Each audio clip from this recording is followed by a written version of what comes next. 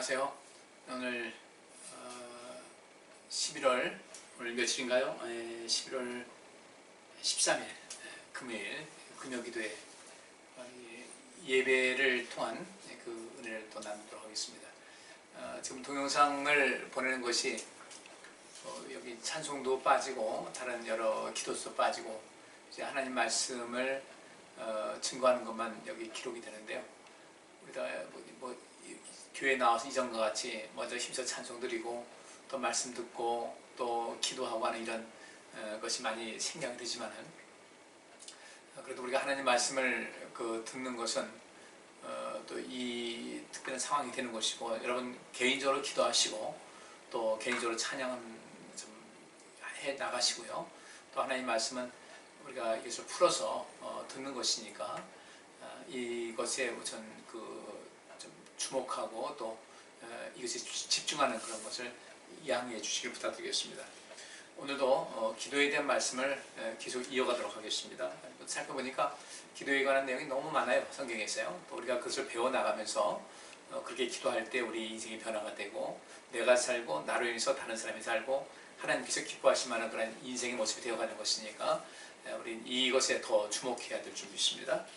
오늘 하나님 말씀은 창세기 20장 1절부터 18절까지 말씀입니다. 20장 전체를 한번 보시도록 하겠습니다. 제가 읽을 때 여러분께서도 화면에 보이는 대로 같이 읽어주시면 감사하겠습니다. 아브라함이 거기서 남방으로 이사하여 가데스와 술 사이 그랄에 우거하며 그 안에 사라를 자기 누이라 하였으므로 그랄 왕 아비멜렉이 보내어 사라를 취하였더니 그 밤에 하나님이 아비멜렉에게 현몽하시고 그에게 이르시되 내가 취한 이 여인을 인하여 내가 죽으리니 그가 남의 아내임이니라. 아비멜렉이 그 여인을 가까이 아니한 고로 그가 대답하되 주여 주께서 의로운 백성도 멸하시나이까. 그가 나더러 이는 내 누이라고 하지 아니하였나이까. 그 여인도 그런 내 오라비라 하였사오니 나는 온전한 마음과 깨끗한 손으로 이렇게 하였나이다. 하나님이 꿈에 또 그에게 이르시되 내가 온전한 마음으로 이렇게 한 줄을 나도 알았으므로 너를 막아 내게 범죄하지 않게 하였더니 여인에게 가까이 못하게 함이 이 까닭이니라. 이제 그 사람의 아내를 돌려보내라. 그는 선지자라. 그가 너를 위하여 기도하리니 네가 살려니와 네가 돌려보내지 않으면 너와 네게 속한 자가 다 정령 죽을 줄 알지니라. 아비멜렉이 그 아침에 일찍 일어나 모든 신복을 불러 그 일을 다 말하여 들리매 그 사람들이 심히 두려워하였더라. 아비멜렉이 아브라함을 불러서 그에게 이르되 내가 어찌하여 우리에게 이리 하느냐. 내가 무슨 죄를 네게 범하였건대 내가 나와 내 나라로 큰 죄에 빠질 뻔하게 하였느냐. 내가 합당치 않은 일을 네게 행하였도다 하고 아비멜렉이 또 아브라함에게 이르되 네가 무슨 의견으로 이렇게 하였느냐. 아브라함이 가로되 이곳에서는 하나님을 두려워함이 없으니 내 아내를 인하여 사람이 나를 죽일까 생각하였으며 또 그는 실로 나의 이복 누이로서 내 처가 되었음이니라. 하나님이 나로 내 아비 집을 떠나 두루 다니게 하실 때에 내가 아내에게 말하기를 이후로 우리의 가는 곳마다 그대는 나를 그대의 오라비라 하라. 이것이 그대가 내게 베풀 은혜라 하였었노라. 아비멜렉이 양과 소와 노비를 취하여 아브라함에게 주고 그 아내 사라도 그렇게 그에게 돌려보내고 아브라함에게 이르되 내 땅이 네 앞에 있으니 너 보기에 좋은 대로 거하라 하고 사라에게 이르되 내가 은 1000개를 네 오라비에게 주어서 그것으로 너와 함께한 여러 사람 앞에서 네 수치를 풀게 하였노니 네 일이 다 선이 해결되었느니라. 아브라함이 하나님께 기도하매 하나님이 아비멜렉과 그 아내와 여종을 치료하사 생산케 하셨으니 여호와께서 이왕에 아브라함의 아내 사라의 영구로 아비멜렉의 모든 데를 다치셨음이더라. 아멘. 아브라함이 오늘 본문 말씀의 그 배경 그렇습니다. 이 19장 창세기 19장에 보면은 소돔과 고모라가 멸망하는 장면이 나옵니다. 그리고 이제 바로 20장이 넘어가서 아브라함이 거기서 남방으로 이사했다. 그 소돔과 고모라가 또 멸망하고 한 이런 상황에서 여러 가지로 좀 황폐해진 것도 있지 않았을까 그런 생각이 듭니다. 거기서 그가 살고 있던 곳에서 또 아주 멀리 떨어진 것도 아니었으니까요. 그래서 이제 가데스와 술 사이 그랄에 우거했다. 그러니까 여기 있는 대로 이 그랄이라는 것은 그 이스라엘 땅의 남쪽 네게부 사막이라고 있는데 그 네게부 사막에 있던 물이 있는 곳, 그래서 그쪽 지방으로 이주해서 가데스와 술 사이인 그 그랄이라는 곳에 머물러 살았습니다. 그런데 그렇게 그냥 막 가자마자 이 오늘 본문에 있었던 이야기는 아닌 것 같아요. 거기 굴 아래 우고 하게 됐어요. 그런데 거기서 그는 자기 아내 사라를 누이 동생이라고 했습니다. 물론 오늘 본문 말씀하니까 그 아브라함과 사라 이 관계에서 사라는 아브라함의 이복 동생이었어요. 그런 관계였고, 그래서 그런 자기 누이라 하는 것도 뭐 거짓된 그런 건 아니었고, 어쨌든 아내이자 또 이복 동생이었어요. 근데 이 아내 사라를 자기 누이라 하였으므로 그랄 왕 아비멜렉이 보내어 사라를 취했다 그랬습니다. 그러니까 아마 이 사라가 굉장히 아름다운 여인이었던 것 같아요. 이 그랄 왕, 이 블레셋 땅입니다. 그랄 왕 아비멜렉이 사람을 보내서 사라를 데려오게 한 거예요. 자기 궁전으로 사는 곳에 왕궁으로 데려오게 했습니다. 이제 그 둘이 이제 결혼하는 이런 형식으로 취하게 된 거죠. 그런데 그 밤에 하나님께서 이 아비멜렉에게 나타나셔서 말씀하시기를 내가 데려온 이 여자 때문에 넌 죽게 될 것이다. 그녀는 이미 결혼한 유부녀다 이렇게 말씀하시는 거예요. 그러니까 아비멜렉은 이때 이 사라를 가까이 하지 않았다 그랬어요. 그냥 데려와서 데려온 상태였지만 그 여자를 가까이 하지 않았기 때문에 그런 말하기를 주께서 의로운 백성도 멸하십니까? 그러니까 주여 나는 이 여인에게 아무런 일도 하지 않았는데 죄 없는 저를 죽이시겠나이까? 그리고 그가 말하기를 아브라함은 나에게 말하기를 이는 내 누이라고 했습니다. 또 이 여인도 나는 그는 내 오랍이라고 했고 나는 그래서 이게 모든 것을 합법적인 그런 단계에서 데리고 왔고 오늘 이르게 된 것입니다. 그러니까 하나님께서 또 꿈에서 그에게 말씀하시기를 내가 어떤 다른 인간적인 그 권력 가지고 어떤 것을 한 것도 아니고 그래서 그렇게 알고서 온전한 마음으로 이렇게 한 것을 나도 알고 있기 때문에 너를 막아서 너를 더 이상 그 범죄하지 않게 그 유무전을 이렇게 택해서 또 이렇게 그 아내를 삼고자 이런 것을 못하게 했다. 그 여인에게 가까이 못하게 함이 바로 이 까닭이라는 것을 말씀하고 계세요. 물론 이것은 하나님께서 이 아브라함에게 약속하신 대로 아브라함과 이 사라 사이에서 아들을 주심을 통하여 이제 그 대를 잇게 하는 믿음의 대를 잇고 또 하나님께서 계획하신 어떤 하나님 나라의 모든 그 목적을 이루려고 하신 그 가운데 있었던 이런 상황이었죠. 그때 아비멜렉이 아침에 일찍 일어나서 모든 신복을 풀어서 자기가 밤에 꿈 꿨던 이런 모든 것을 다 말합니다.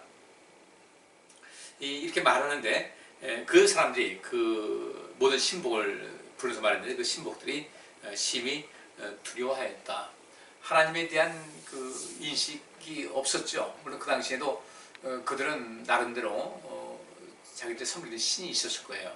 그런데 그 신은 우리가 아다시피 전부 다 존재하지 않는 사람이 만들어서 신적인 그런 격을 이제 부여한 이런 것이 실제로 신은 아니잖아요. 근데 비로소 참 신이신 하나님을 아비멜렉이 만난 거예요.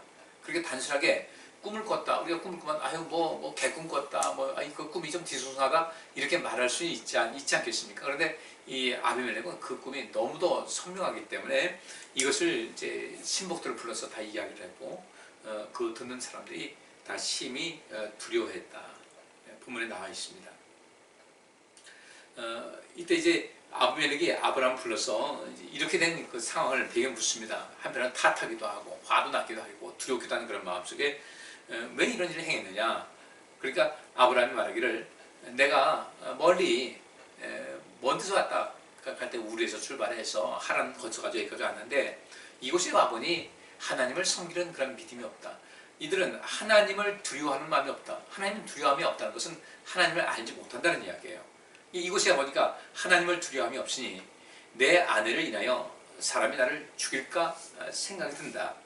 또는 사실 나의 이복 누이로서 또 내 처가 됐습니다. 내 이복 누이 동생이었는데 나와 결혼하여 내 아내가 되었습니다. 그래서 하루 하나님께서 나를 하여금 옛날 살던 자기 아버지 그 조상들 살던 그곳을 떠나서 두루 다니게 하실 때 나는 내 아내에게 말하기를 이후로 우리의 가는 곳마다 그대는 나를 그대의 오랍이라 하라. 이것이 그대가 내게 베풀 은혜다. 나를 살릴 수 있는 그런 방법이다라는 것을 아브라함이 이야기를 했고 또 사라도 이제까지 그렇게 해왔다는 겁니다. 이 14절 말씀에 아비멜렉이 양과 소와 노비를 취하여 아브라함에게 주었다. 그리고 그 아내 사라도 그에게 다시 돌려보내고 아브라함에게 말하기를 내 땅이 이게 내가 관할하고 내 소유로 된 이 땅이 당신 앞에 있으니까 그저 보기에 좋은 대로 이곳이 참 좋겠다 싶으면 아주 살기가 아주 적합하다 이게 살고 싶은 곳을 잡아서 살라고 이제 이야기를 했어요. 그리고 사라에게 말하기를 내가 당신 오빠에게 아브라함에게죠 은 1000개를 은화 1000개를 주어서 그것으로 당신과 함께 있는 모든 사람 앞에서 당신이 깨끗하다는 증거를 삼겠습니다.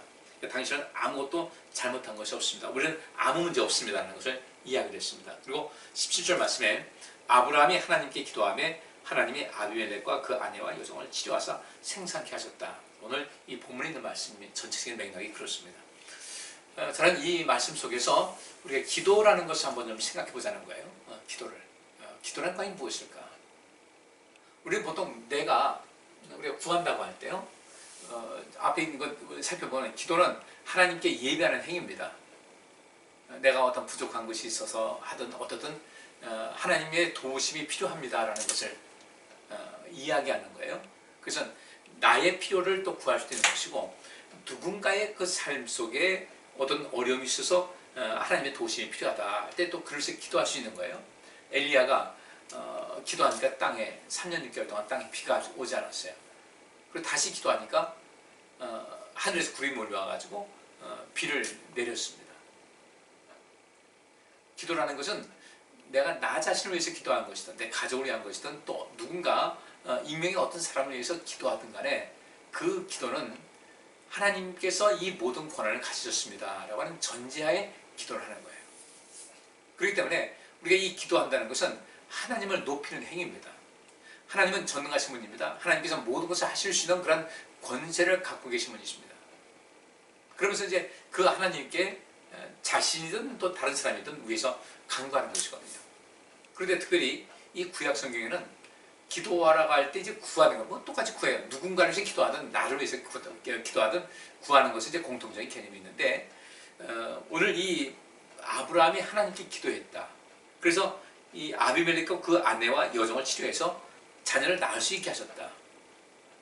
근데 이 아브라함이 그러니까 사라의 문제 때문에 그 태를 닫으셨다고 이렇게 말씀하고 있어요.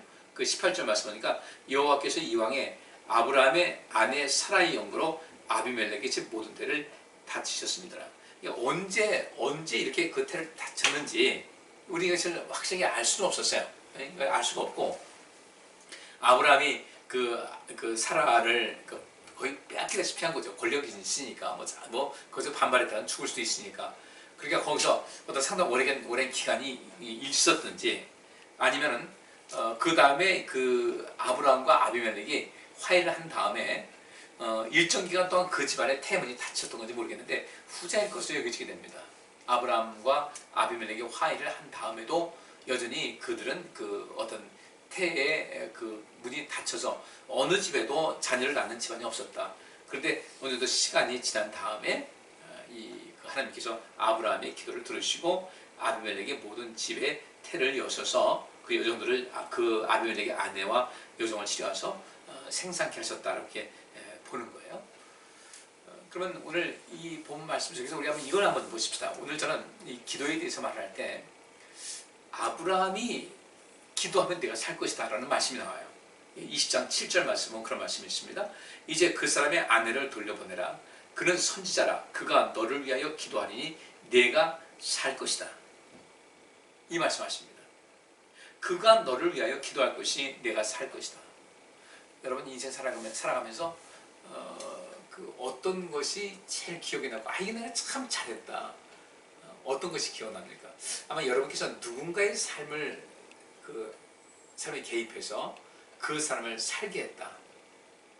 삶에 굉장한 여러분께서 그 자긍심이 있을 것이고 자부심도 있을 것이고 뿌듯함도 있을 것이고 여러분의 자존감을 높일 수 있는 좋은 계기가 될 것 같습니다. 하나님께서 이 아비멜렉에게 말씀하시기를 그 사람의 아내를 돌려보내라. 그는 선지자라. 그가 너를 위하여 기도할 것이니까 네가 살 것이다. 근데 여기서 너를 위해서 기도한다는 것이 중재 기도예요. 히브리어로 팔란이라는 단어입니다. 팔란. 근데 이것은 중지하는 기도다. 그러면 여기서 그가 너를 위하여 기도하리니 네가 살 것이다 라고 한 이 말씀 보면 우리에게도 대단한 권세가 있다는 거예요. 예수 그리스도 그 이름을 믿는 자들에게는 하나님의 자녀가 되는 권세를 주셨다고 말씀하고 있습니다. 우리는 하나님의 자녀로서의 권세가 있어요. 그럼 우리가 그 권세를 어떻게 할 것인가? 아브라함이 기도하니까 아비멜렉이 살았어요. 아브라함이 기도하니까 이 아비멜렉 집안의 모든 여성들의 태문이 닫혔었는데 아브라함이 기도하니 그 아비멜렉의 아내와 여종들을 하나님께서 치료하셔서 자녀를 낳게 하셨다는 겁니다. 우리가 얼마나 대단한 존재예요. 하나님께서 우리에게 왜 그런 권세를 주셨을까? 우리가 하나님의 자녀이기 때문에 그래요. 우리가 인생 살면서 우리는 자녀로서의 인생도 살았고요. 또 우리가 자녀를 두고서의 인생도 살아갑니다. 우리가 자녀로서 어땠어요? 부모님은 정말 어려운 가운데서도 우리를 위해서 힘을 다해서 정말 헌신하시고 돌봐주고 사랑해 주셨단 말이에요. 우리는 아무것도 가지고 온 것도 없음에도 불구하고 아주 대단한 그 부모님의 그 배경을 그 힘 삼아 가지고 인생을 좀 큰 소리로 치고 이렇게 인생을 살아온 것 아니겠습니까? 그러면 우리가 하나님의 자녀다, 전능하신 아버지 하나님의 자녀라고 할 때 우리 뒤에는 또 우리 앞에는 하나님께서 함께 하시는 거예요. 여호수아서에 보면 그 말씀이 있습니다. 하나님께서 여호수아 앞서 행한다. 신명기 끄트머리도 그 말씀이 있어요. 그 모세가 아브라함에게 그 여호수아에게 말하기를 여호와께서 너희 앞에서 행할 것이며 뒤에서 너를 또 행하셔서 너를 도와주실 것이다. 우리가 그래요. 여호수아만 그렇게 했겠어요? 우리 역시 하나님께서 우리 앞에서 앞서 행하시고 뒤에서 우리를 호위하시고 밀어주시고 사방으로 우리를 살펴주시는 그런 분이시다. 우리가 괜히 하나님을 아버지라 하겠어요? 근데 우리는 하나님을 아버지라고 부르면서도 그분이 아버지인지 아닌지 잘 구분을 못하는 것 같아요. 우리 자녀들 아버지 어머니 그 입으로 부를 수 있는 아버지 어머니, 우리가 아버지 어머니 아닙니까? 그러면 우리가 그렇게 했을 때 우리 자녀들은 마치 모든 것이 자기 것이냐 아주 당당하게 뭔가 이야기를 합니다. 그리고 우리 부모님들은 이것이 할 수 있는 한 또 나한테 유익하다고 할 때는 우리는 아낌없이 그들을 위해서 후원하는 것이죠. 그러면 하나님께서는 전능하신 분이신데 이 전능하신 하나님께서 우리의 삶을 어떻게 지켜주시겠냐는 거예요. 여기 있는 말씀대로 아브라함이 하나님께서 하신 말씀입니다. 그는 선지자라 그가 너를 위하여 기도하리니 네가 살려니와. 그러면 우리가 이제는 뭘 해야 되겠어요? 그래요. 우리가 누군가 살리는 기도 많이 하셔야 돼요. 그리고 내 원수를 사랑하라. 너의 원수입니다. 또 누군가를 용서하면 내가 너를 용서할 받을 것이다. 여러분들 보세요. 하나님께 용서를 받아야 내 삶 속에 변화가 있어요. 하나님께 용서받지 않으면 용서받지 못한 인생이라면 앞날이 얻을 것이 없는 거예요. 근데 우리는 누군가를 용서해야 될 것이 무슨 내가 용서할 수 있는 사람이 있다는 것이 큰 유시이냐? 그렇게 마음을 닫아놓고 용서하지 않고 이제 사는 경우가 왕왕 있더라 이겁니다. 누군가를 용서하는 것은요, 결국 자기 자신의 하나님께로부터 오는 그런 모든 복의 문을 내가 여는 것과 똑같은 거예요. 근데 용서하지 않아요. 용서를 구했고 또 용서를 바랬는데 이유 없이 미워해요. 주는 것도 없고 받는 것도 없었어요. 근데 주는 것도 없이 준 것도 없이 미워해요. 무엇 때문에? 나랑 생각 다르다 하는 것 때문에. 여러분께 저를 미워하지 마세요. 저 하나님 말씀을 증거하는 것뿐인데 이것 가지고 왈가왈부 하지 마시고 하나님께서 주신 말씀을 가지고 말씀을 드리면은 저 말씀이 성경에 있구나. 저렇게 살아야지 하지. 그걸 가지고 이제 왈가왈부 할 것이 아니에요. 아주 굉장히 조심스럽고 굉장히 위험한 일입니다. 이제 우리 성도님들 결국 이 모든 것이 사랑과 용서와 이런 것에 이어지게 돼요. 내 원수를 사랑하라. 왜 그럴까? 원수를 사랑할 때 하늘의 문이 열리는 거예요. 여기서도 하나님께서 말씀하십니다. 아브라함은 선지자다. 그가 너를 위해 기도할 것이다. 그러면 여기 나와 있진 않아요. 아브라함이 이 아비멜렉이라는 그 왕이 이제 그 사라를 데리러 왔을 때 분명히 위협을 느꼈을 거라는 거예요. 쉽게 그냥 보냈겠습니까? 어떻게든 안 보내려고 했겠죠. 근데 결국은 이 사라가 아비멜렉 왕 앞에까지 갔어요. 무엇 때문에? 무력을 행했겠죠. 무력을 행사하면서 데리고 가야 되겠다. 근데 여기서 그 말을 듣지 않았다가 이 인생에 상당히 심각한 문제가 오겠다. 나도 죽을 수 있고 내 아내도 죽을 수 있겠다. 그래서 이제는 여러 가지 찜찜하고 답답하고, 여러분들 사랑하는 그 아내를 그 아비멜렉 왕에게 보낼 때 아브라함의 마음이 어떻겠어요? 그리고 분명히 여기서 하나님께 기도했을 것이라는 겁니다. 여러분 같으면 안 하겠어요? 그죠? 아비멜렉은 왕입니다. 그에게 군대가 있습니다. 무력을 행사할 수 있는 합법적인 어떤 것이 있어요. 그리고 거의 뭐 양해를 구했다라고 이렇게 우리가 본다 할지라도 그것은 양해가 될 수 없는 거예요. 누가 이 아브라함이 아내를 사라를 그냥 보냈다고 생각하겠어요? 어떻게든 안 보내려고 애를 썼을 것이라는 겁니다. 그런데도 불구하고 먹히질 않았어요. 이럴 때 아브라함은 오직 간구할 그 대상 누구겠어요? 그가 붙잡을 수 있는 힘은 누구겠어요? 하나님밖에 없는 거죠. 그래서 그는 하나님께 기도했을 겁니다. 하나님, 이러이러한 일이 있습니다. 정말 억울하기도 합니다. 내가 차마 저 사람들이 이 여자를 데려가기 위해서 내가 남편이라고 그러면 남편이 나를 죽이고 그날 이 사라를 그냥 데려갈 수도 있을 텐데, 그래서 내가 남편이라는 말도 못하고 지금 이런 상황이 있는데, 그래서 내가 아내를 좀 뺏기고 말았습니다. 하나님, 어떻게 하면 좋겠습니까? 근데 놀라운 사실은요, 사람이 하지 못하는 것을 하나님께서 하시더라는 거예요. 아브라함이 기도했을 것이라는 건 당연하죠. 여러분들 어려움이 있습니까? 기도하세요. 왜 어려움이 있고 어떤 내 힘으로 감당하지 못하는 그런 일이 널려 있음에도 불구하고 왜 우리는 내 팔자 타령이라 하고 그치, 슬퍼서 울기라 하고 좌절하기라 하고 낙심하기도 하고 밥맛 없다고 하고 그래요? 잠시 잠깐 그럴 수 있어요. 그런데 이제는 정신 차리자고요. 여기서 아브라함이 그 사라가 사라가 아비멜렉 왕에게 이제 거의 끌려가다시피 했는데 기도했다는 내용은 나오지 않아요. 분명히 기도했을 것이라는 거예요. 아브라함 같은 사람은 기도했을 것이라는 거죠. 우리 기도하십시다. 그리고 하나님께서 이제 그 아비멜렉에게 나타나셔서 말씀하십니다. 그런 그 사라가 이분이 나의 오빠라고 했는데 그 오빠라고 한 사람이 남편이다. 이대로 이 모든 것을 여기서 중단하지 않게 되면 너는 죽을 것이다. 말씀하시는 거예요. 그리고 그가 너를 위해서 기도할 것이다.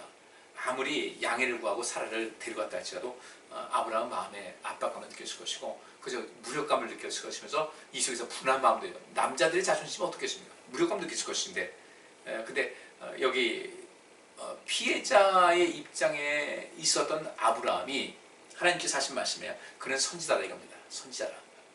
하나님의 뜻을 아는 사람이라는 겁니다. 선지자예요. 그럼 우리는 어떻게 되겠어요? 하나님 뜻을 알아야죠. 하나님께서는 나를 반드시 도우신 분이다. 나와 함께 하시는 분이시다.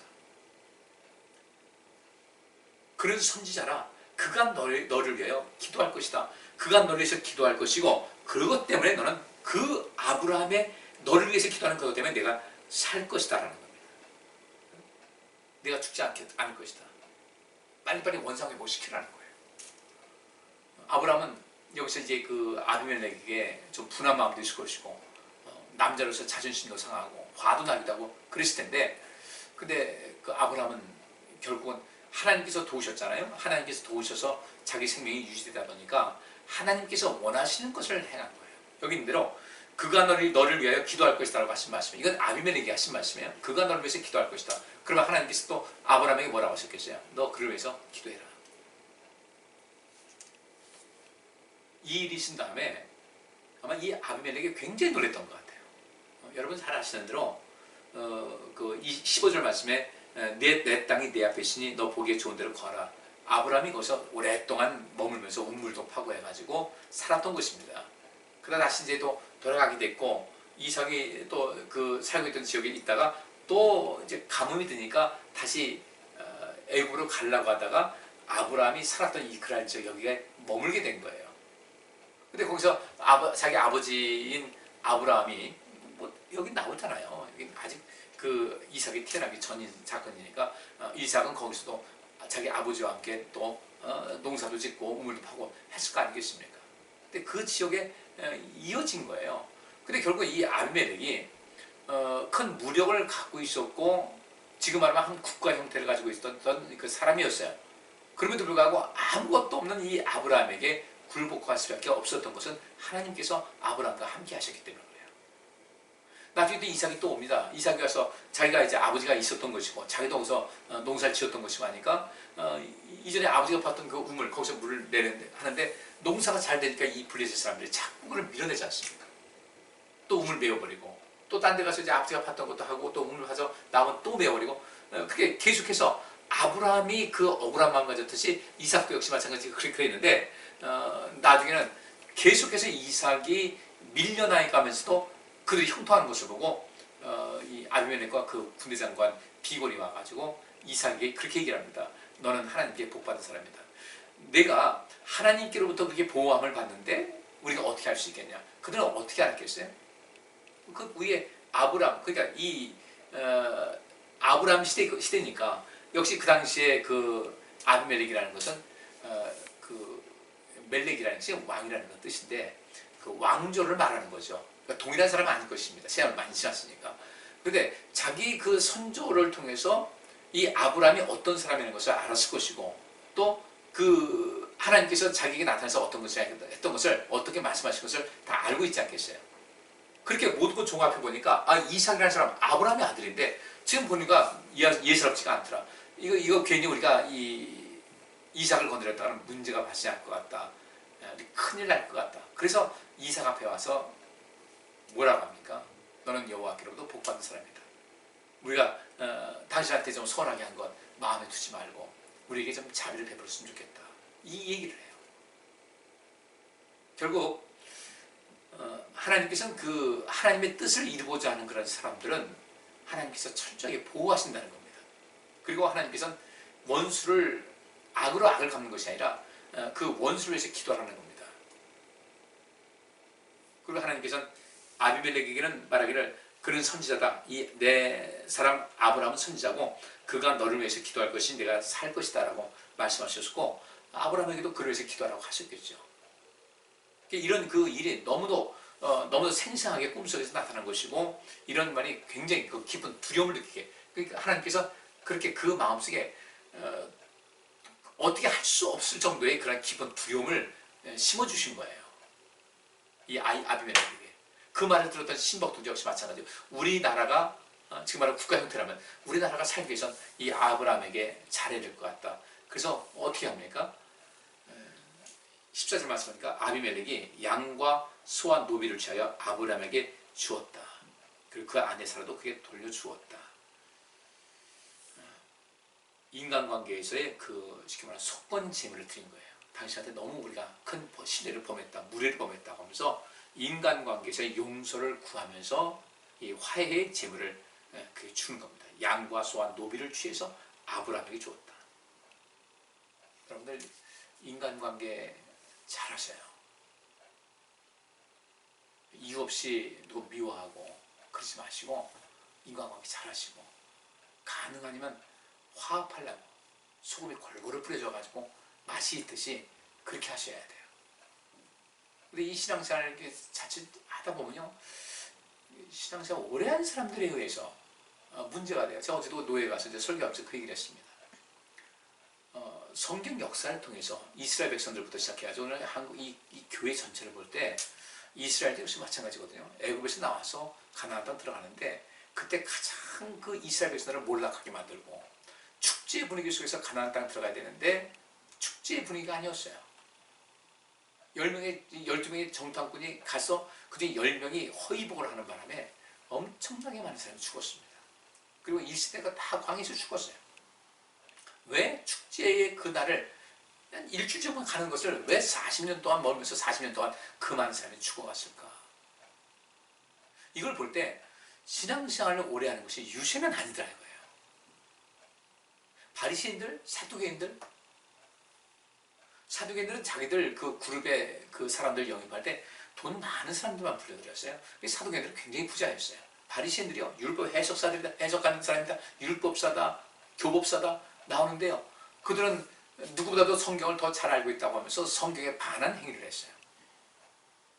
우리가 신앙생활은 내가 신앙생활 하루 이틀에 그 정도야. 지난주도 말씀드린 대로 신령과 진정으로 예배하는 거.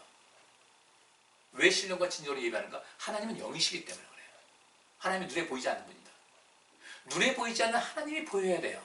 무엇으로? 신령한 안목을 가지고 하나님 뵈야 돼. 그러면 진정으로 예배 드릴 수가 있어요. 근데 하나님이 여기시고 내 눈에 보이지 않으니까 하나님이 여기 안 계신 것 같고 그냥 우리 종교 행위를 하는 무슨 뭐 어디 가서 회의하고 친목회해서 모이는 것 같은 그런 생각을 하고 있으니까 예배가 흐트러지게 돼요. 예배 속에 하나님 말씀을 주목해서 듣고 그 말씀 속에 내 양식을 삼아야 되는데 그 말씀 들으면서 시험 들고 뭐 이렇다 저렇다 얘기를 하고 이 왜 그런가? 초신자들은 그런가 보다 하고 넘어가요. 우리 한번 보세요. 언제 이 사람이 태어나서 언제부터 문제가 생기게돼요? 아이들이 자라가지고 사춘기 전까지는 얼마나 순전적인지 몰라요. 근데 사춘기 들어서면 이때부터 자기 고집이 생겨가지고 문제를 일으키고 이렇게 됩니다. 그래서 이전에 처음부터 신앙생활을 잘 양육이 됐으면 괜찮은데 그렇지 않게 되면 나중에 신앙의 사춘기가 왔을 때 아주 고통을 겪게 되거든요. 성경 역사가 그렇고 기독교 역사를 볼 때 항상 힘 있는 사람들이 이 신앙이라든지 기독교 자체를 먹칠을 하고 이렇게 했지 평범한 사람들에게는 그런 일이 없었어요.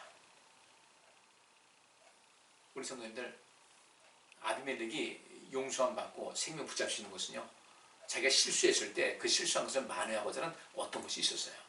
그 필요 없는 그 자존심 때문에 가서 뭐 내가 좀 미안하게 됐다고 이 말 할 수 있잖아요.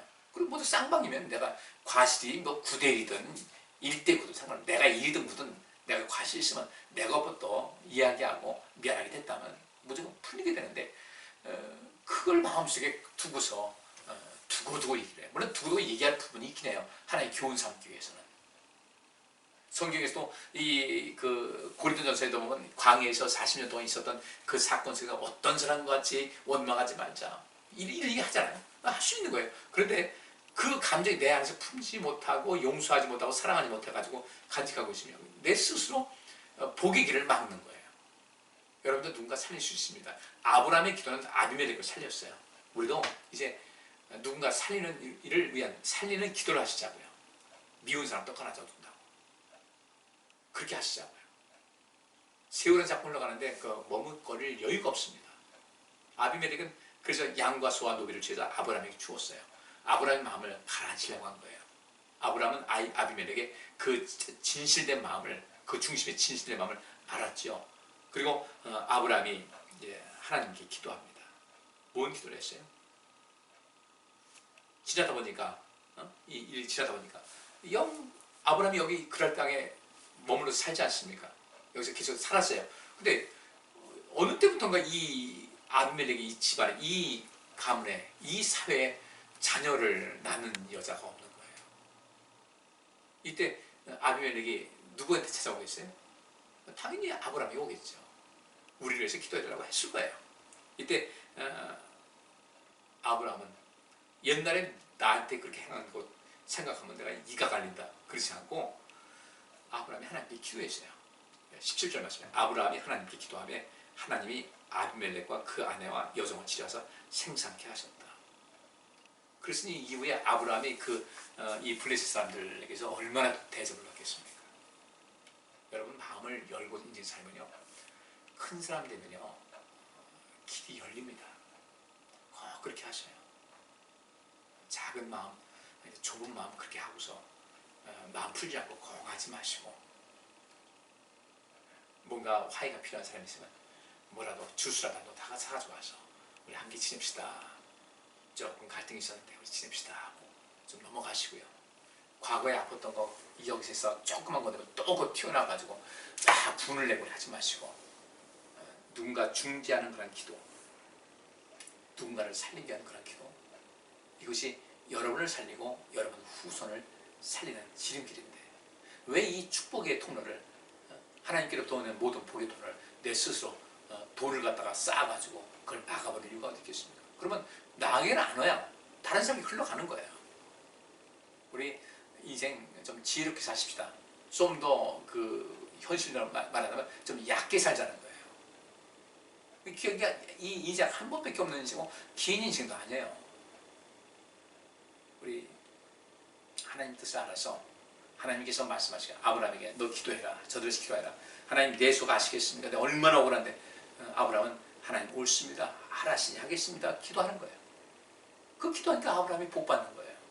여러분이 누군가를 위해서 여러분의 원수고 여러분 마음에 아픔을 줬던 그런 사람이라 할지라도 위해서 기도하게 되면 여러분의 삶이 잘 되는 것을 믿으시고 그렇게 중지하는 그 기도, 누군가를 살리는 이 기도, 하나님 이 사람을 살려주세요. 이 사람을 살려주세요. 이 사람을 도와주세요. 이 사람을 믿음 얻게 해주세요. 바울은 그렇게 예수 믿는 사람들 그렇게 괴롭히고 죽이까지 했던 사람을 예수님께서 용서해 주셨잖아요. 만나서. 그러니까 바울은 그 다음엔 용서할 수 있는 거죠. 우리가 왜 용서를 못하는가? 왜 용서 못하고 왜 사랑 못하는가? 아직 사랑 덜 받아서 그래요. 죄송합니다. 너무 단정적으로 얘기해서. 용서받은 그 경험이 없어서 그래요. 우리 기도를 통해서 우리 인생을 좀 바꿀 수 있는, 행복으로 바꿀 수 있는 우리 모두가 될 수 있기를 간절히 바랍니다. 기도하겠습니다. 하나님 감사합니다. 오늘 아브라함과 아비멜렉의 그 사이에 있었던 이 말씀을 가지고 이것을 가지고 하나님의 말씀을 살폈습니다. 주님, 저희들 하나님께서 기도하라고 하신, 하나님께서 사랑하라고 하신, 하나님께서 용서라고 하신 이런 모든 것 잊지 않고 행함을 통하여 하나님께로부터 기도한 것이 응답되게 하시고 하나님의 사랑받게 하시고 하나님의 용서를 부음받게 해주셔서 내가 행복하고 또 내가 많은 사람들을 살리고 많은 사람들을 행복하게 하는 그런 축복의 통로의 역할을 감당케 하여 주옵소서. 내가 축복의 통로가 될 때 그 상급이 우리 모두에게 또 임하게 될 줄 믿습니다. 내가 빈 모든 복이 임하게 될 줄 믿습니다.